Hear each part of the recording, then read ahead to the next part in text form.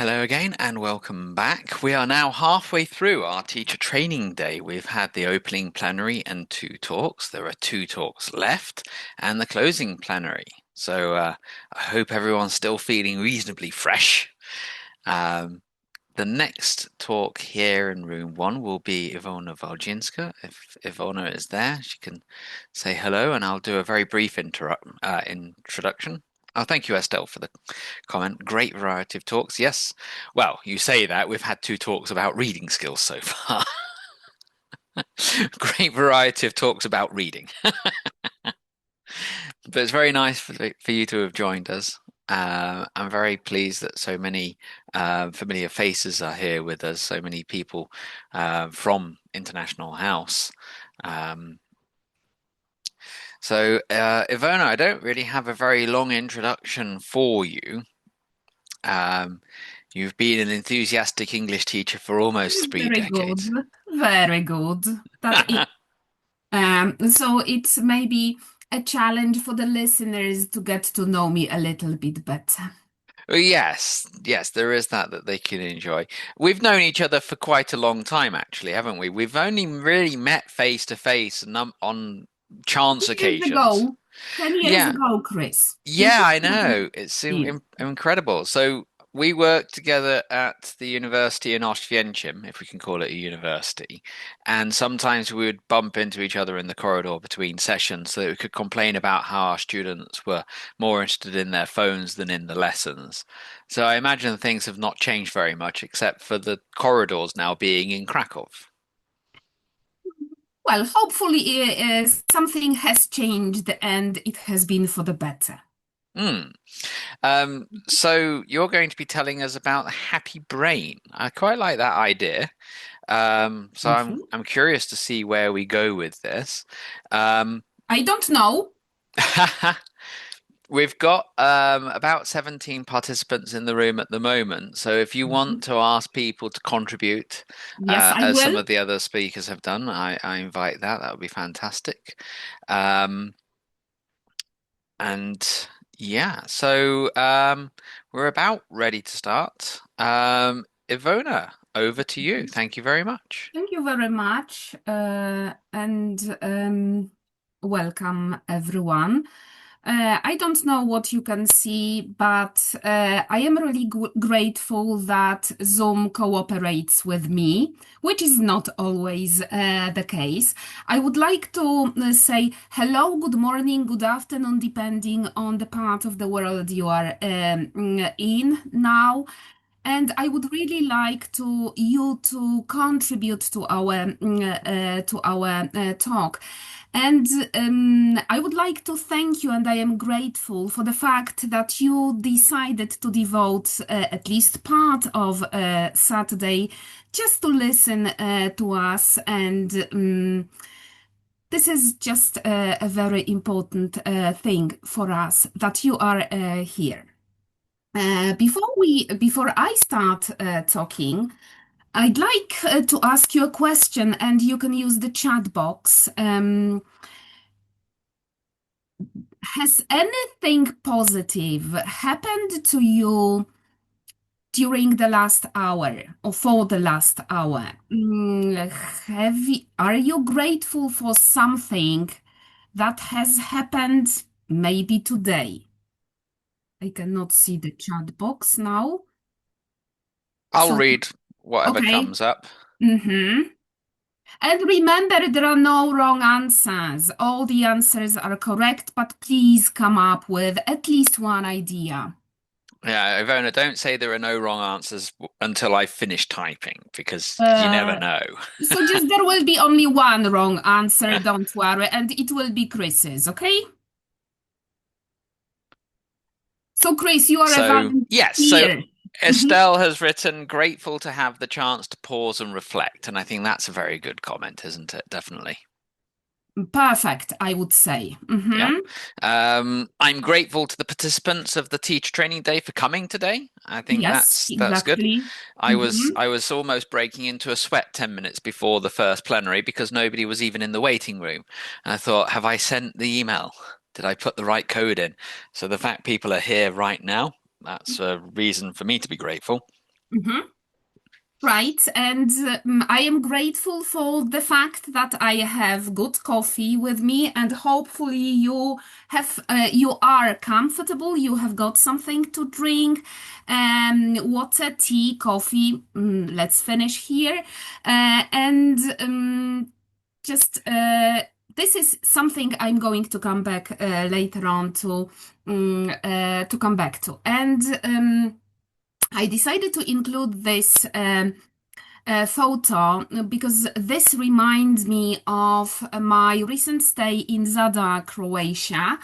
And the sunsets there are said to be one of the most beautiful ones in the world, which I can confirm because I just liked it very, very much. And the experience stays with me, which is very important. I will try to explain why. So, if you are grateful for something that happened today, it's a very good piece of information for me in the context of what I'm going to talk about. And I decided to include such a sentence: keep your face to the sunshine, and you cannot see a shadow. I'd like you to take the sentence with you and interpret it in a way you want. I can only add that Helen Keller was a woman who became seriously ill when she was a child. She lost her sight, and she didn't give up. She learned to communicate first with her nanny, then with the rest of the world, and she completed her studies and devoted her life to those in need. So we can see that just no matter what happens, we can take a lot from our lives. And I'd like to start with the talk about with some part devoted to the needs of our brain. And again, I want to ask you a question. You can use the chat box. You can think. Why do we need our brains? Is the question.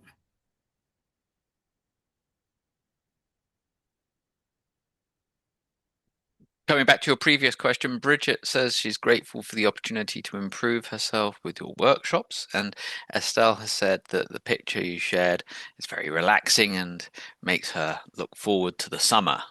Thank you very much. Just Chris, we have already had two workshops on reading, and I cannot read the comments that people type just because I cannot see the chat box. I think when you're presenting, I think you have to set Zoom up so that it shows the chat as a floating window, but I'm happy to read things too. Hanifa says the brain needs sleep, silence, and sanity. Um, Mm-hmm. Very nice. Estelle says the brain is needed to give us information about the world and our state of mind. Mm-hmm. Bridget adds the brain needs exercise and rest, Perfect. much like a Mhm. muscle, I should Uh, imagine. Chris, I am grateful you told me where I can find the chat. I can read it myself now. Thank you Ah, very much. Mhm, fantastic. mhm. Okay. I'm not going to diagnose anyone. I just want to share the knowledge I got during my studies for you to have a little bit easier or better lives. And one of the things I want to start with is that the needs of a brain have been more or less the same for many, many years. There are certain aspects that change, but generally, what our brain needs is, first of all, safety.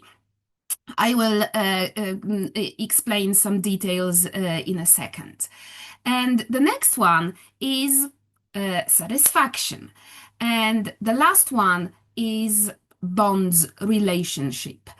And when we think of the people who lived in caves many, many years ago, they had exactly the same needs. Their brains had exactly the same needs. They needed to stay away from wild animals because just this was dangerous. So just they needed to feel safe. They needed food in order to survive, and they needed others also to survive. Why? Because if you were excluded from the group for various reasons, this meant death, just death. Because you couldn't survive on your own during the times when people lived in caves, right? You needed others because you weren't able to hunt for food. You couldn't survive without others. And we still have the same needs.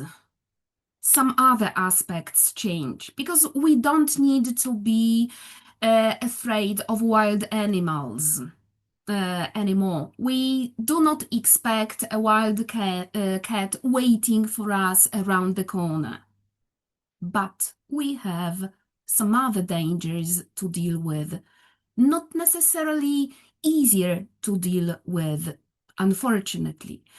Because now we try, we also need our brain to survive. Because if it were not for our brain, we wouldn't be able to cross the street from one side to the other safely. Because this is the brain that looks for the dangers that are around us, the need from the very distant past. Now we need to avoid harm. We want to avoid harm.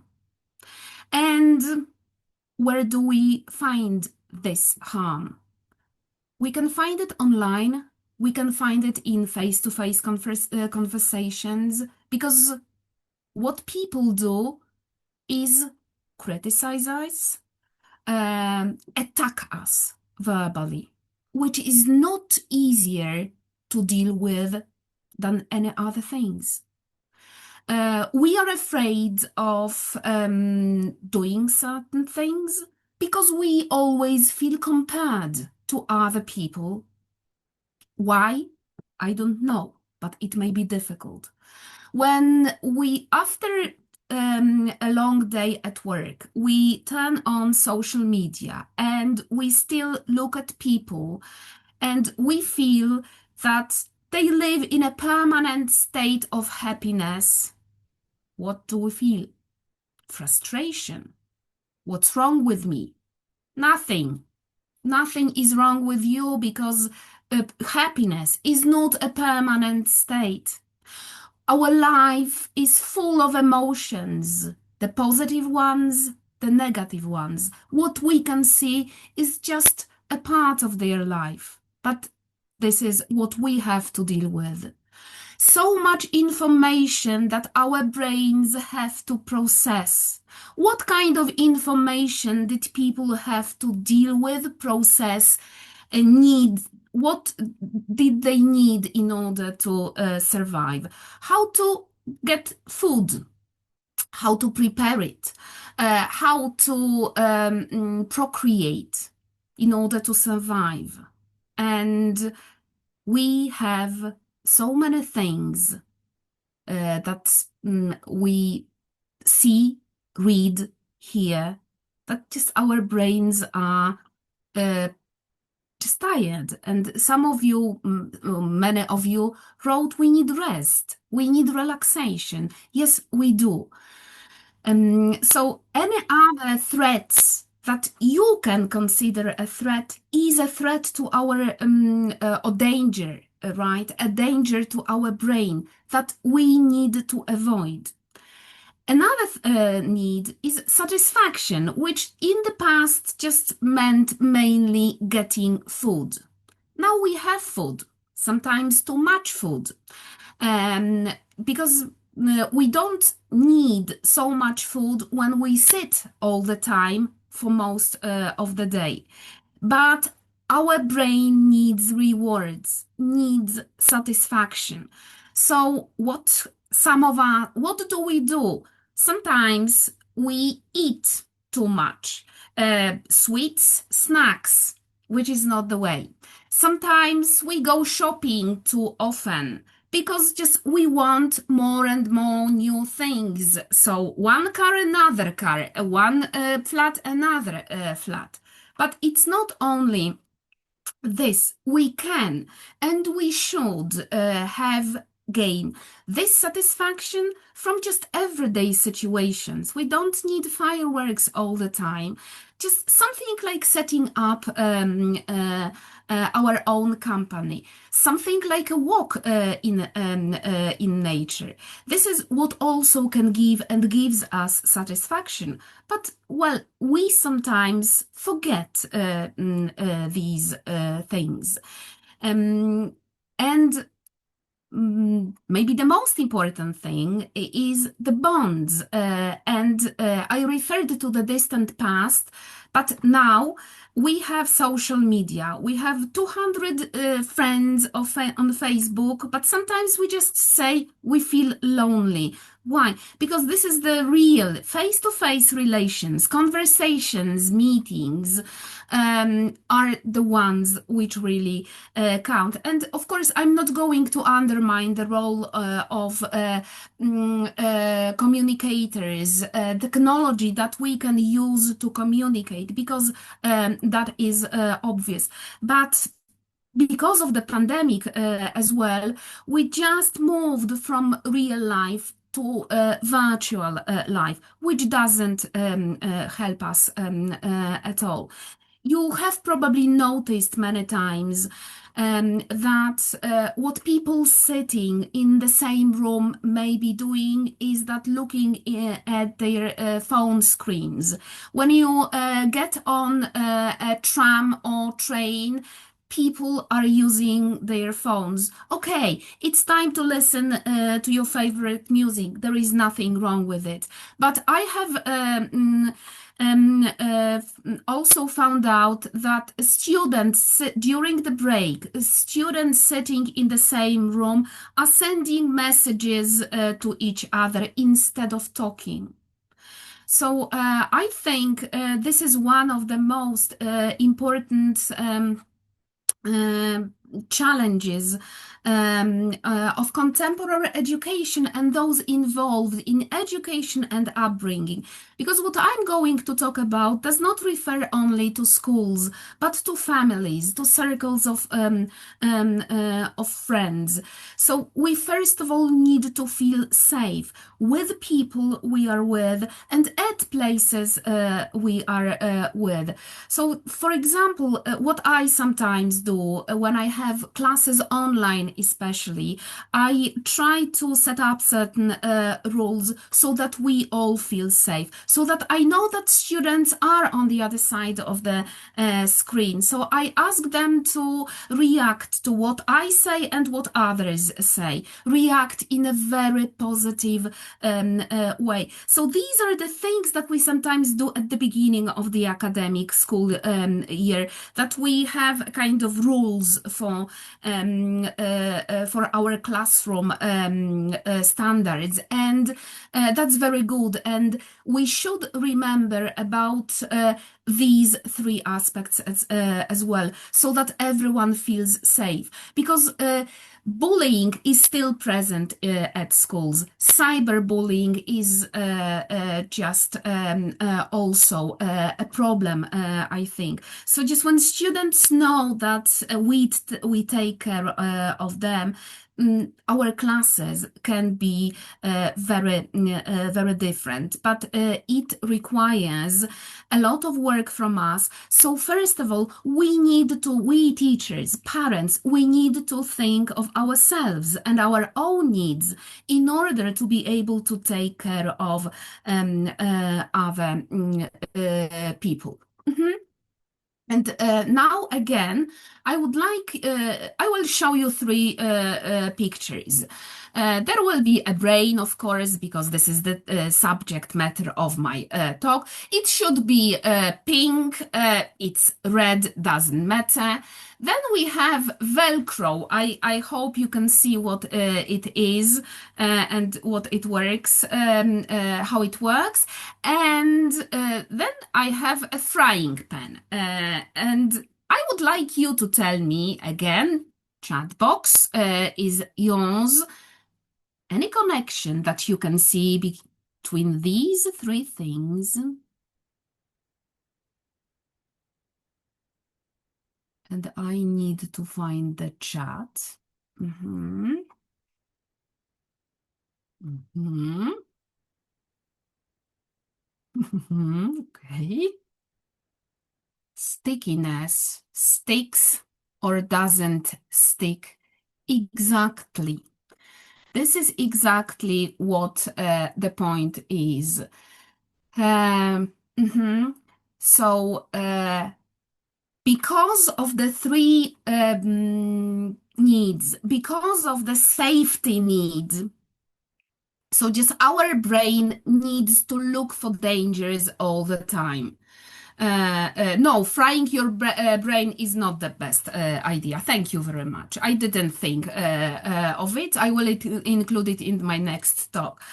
We have got something, there is something like a negative bias, which means that our brain will look for dangers all the time. Its function. Uh, because otherwise we wouldn't be able to do anything. That is why what we all the negative things, the difficult ones, stick to our brains like Velcro. Just we are vulnerable to see, hear, find this negative information, this negative news, not the positive ones.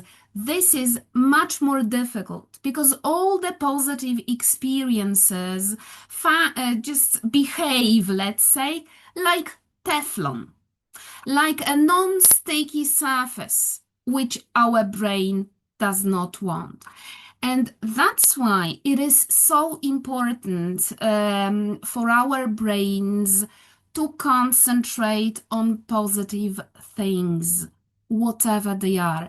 So thank you very much for the answers at the very beginning when you typed what you are grateful for. Maybe you can now think of much more things because we need to learn to appreciate, notice, see the good things, but it is not enough. We need to learn how to absorb them. So we need to stop.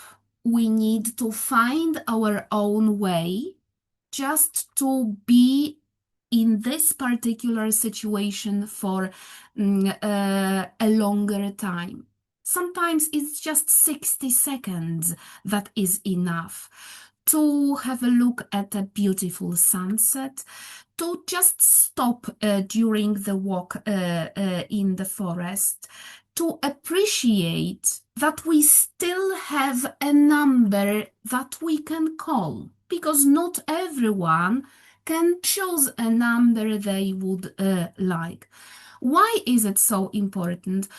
Because it is from our positive experiences that we get our resilience and our happiness. It takes some time, but it is really useful to know how to do this. So it may be a good warm-up activity from time to time for our students. What are you grateful for today? It can be a good activity for parents to talk to their to their children, sorry, before they go to sleep. It can be just a habit And after some time, your children will ask you to start the activity fast. And I have already done the activity many times, and it's not that easy for students to come up with ideas because they just think, and we sometimes take certain things for granted, and we don't pay attention to them, but we should, because then it's also a space for us to create for our students, no matter how old they are, because nowadays, all of us, no matter whether we are teenagers, adults, parents, or teachers, we really need to find our own ways to deal with difficult situations. Otherwise, just we may become seriously ill. I will come back to this aspect a little bit later on. I would like to share a short story with you. You may have read it on the internet because it is quite popular. I listened to the workshops on reading, so let's do a pre-reading activity. What do you think my story will be about?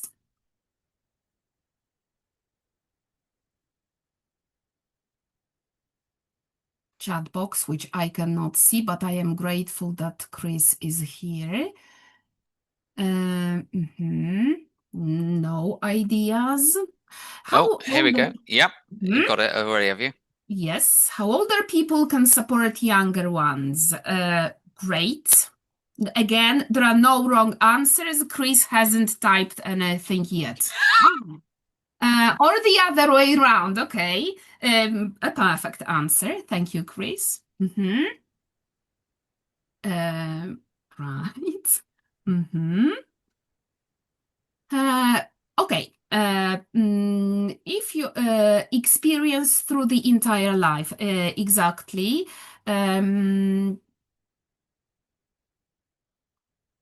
we can see a teacher, maybe not a good picture of a teacher, but a teacher who was going to retire very soon. And suddenly she found out that the headmaster decided to give her a class to teach, a class which was really challenging. Let's say we can also say it was a difficult class. So the students didn't want to learn. The students often misbehaved. And she didn't know what to do. So the very first thing that came to her mind was just lowering standards of teaching. So she said they couldn't do anything because just they don't have the abilities to deal with the tasks she had prepared for them.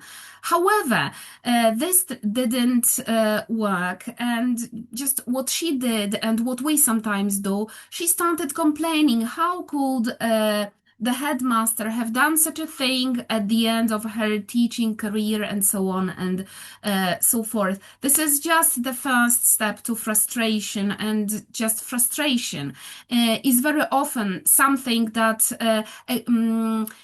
is an element of our job.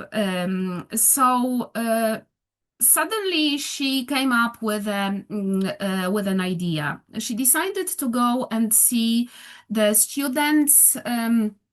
Some information about the students. So, for example, their IQ scores,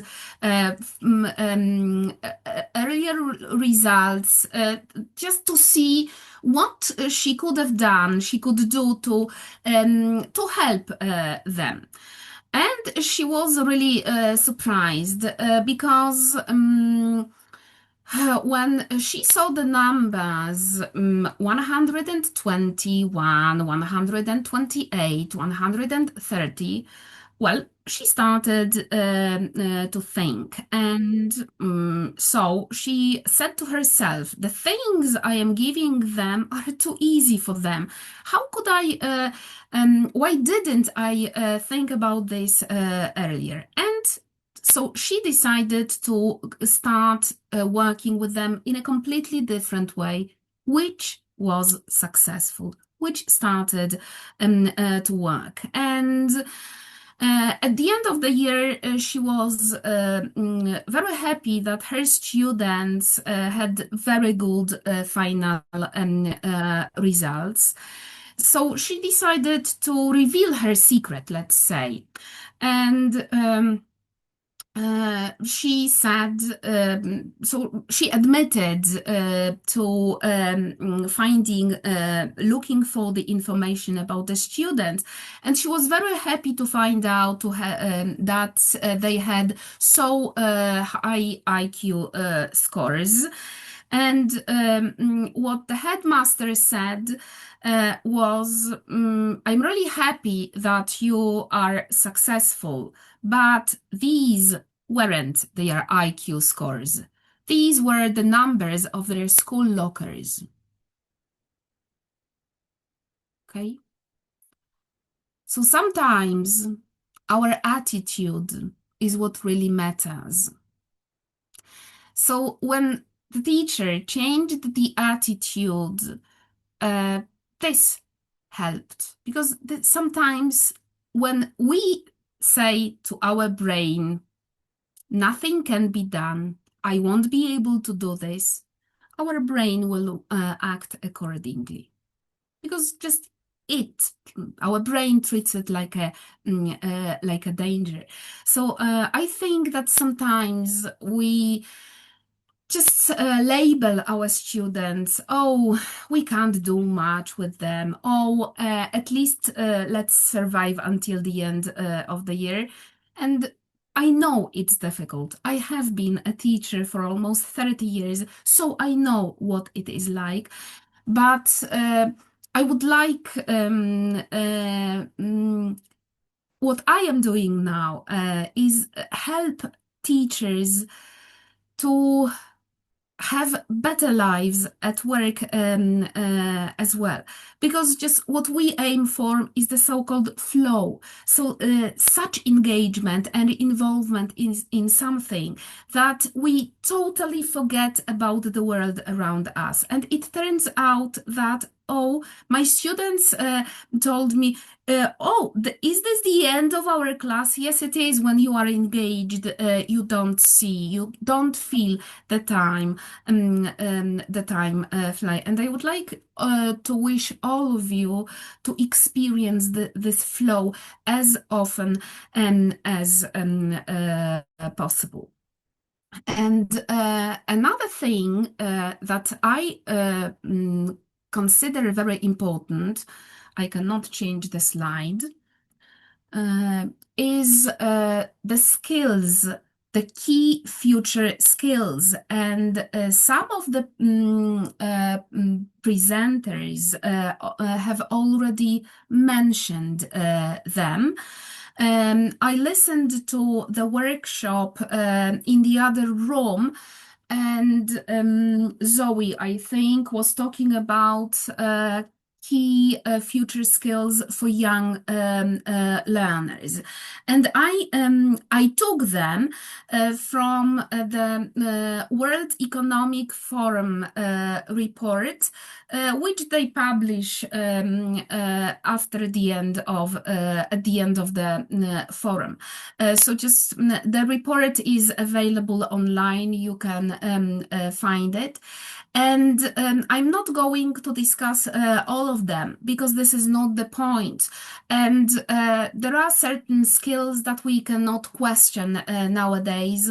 All of them are connected with this artificial intelligence and online reality. So cybersecurity is also important. So I think this is something we all needs, not only children, but also adults and people who are over 70, because they probably know how to use the computer and the internet, but are they really safe? So, for example, my idea of a good class for everyone is how to use website safely, how to use social media safely and wisely. And of course, technological literacy is another important thing. But for us teachers, probably the more important skills are the ones connected with creative thinking, the skill that has already been mentioned in the previous presentations when we prepare reading activities, when we do something on our own using artificial intelligence, because we cannot forbid our students to use the chat GPT, right? But we need to teach them if we know that. But if we don't, we also need this to use wisely. I just always tell my students just to compare the ideas that the chat offers them. Curiosity and lifelong learning. So this is something we need to concentrate on. Lifelong learning, because just the world is changing so fast that we don't have enough time to get used to something because it soon changes into another thing. In the past, there was a long time, probably enough time to get used to TV sets, right? Because for a long time we had nothing. Then we had video recorders. Then we had, let's say, DVD recorders and things like this. And now we have just new things all the time. So just we will need to, all of us will have to learn different things throughout our whole lives. And another challenge to the contemporary education is to teach people or just to encourage them to take care of their own free time. I think it concerns people at different, of all ages, because young people usually spend their time using social media, TikTok, Instagram, Facebook, not that often, because they told me that Facebook is for middle-aged people, so someone like me. So they don't use Facebook that often, but TikTok. And this is what they get. They're in different pieces of information, news, and things also connected with their studies. But free time, people live longer. So just even when they retire at the age, let's say 65, 70, they still have many years and they need to do something. They cannot just sit, turn on the TV, turn on their phone, use social media, because this is not good for their brains also. And for me, what is also important is resilience, flexibility, and agility. So the skills, the inner strengths that help us adapt to fast changing world. And I took the definition of resilience from Dr. Rick Hanson, who wrote a few books. One is devoted to Happy Brain, and this is the title. One is devoted to resilience, and I use them all the time when I prepare my own classes. So something that is the foundation of lasting well-being. So I know that well-being is not a very good word sometimes because just people treat it because people don't like it. But what I always try to tell people is just based on the knowledge, on research. So it's really important, and we need to develop these skills. How? By experiencing positive moments, first of all, because these are the experiences, bad, difficult, great, positive, that change our brains. But we can do something to help our brain. And there is, so just in other words, Dr. Hanson says that our resilience is the capacity to survive the worst day of your life and thrive every day of your life. Can you see? To survive the worst day, because each of us we all experience difficult moments, all of us. And so just we need this inner strength that we need to develop in order to survive the difficult moment, not necessarily alone. That's why we need other people. And we need to have a list of people we can turn to in order to seek help when we need. That's why these bonds are so important. And when we absorb these positive moments, they stay with us. They stay with us and they help us survive difficult moments. Chris, how much time do you have? Don't know. So I don't. 7 minutes. Enough. Thank you very much. So again, the core skills for the year 2030, again, according to World Economic Forum report, are creative thinking. So much has been said in today's presentation that I'm not going to develop this. But again, we have this resilience. Our resources that help us to adapt to the world that is changing, our flexibility, our agility, which is the ability to think clearly and quickly and clearly and quickly. Because what sometimes we don't know, which is all right, that we have healthy brains, right? Just we are healthy people, let's say. But this does not mean that we think in a healthy way. So a healthy brain does not guarantee a healthy way of thinking. So just we can't hurt ourselves. Try to look at your life in a way that you have a lot of people you have helped so far. You are helping now, for instance. And try to treat yourselves in the very same way. When we ask people, list 3 people you love, you can do it. Just the most important people. You can think of 5 people. It doesn't matter. Has any of you thought of yourselves?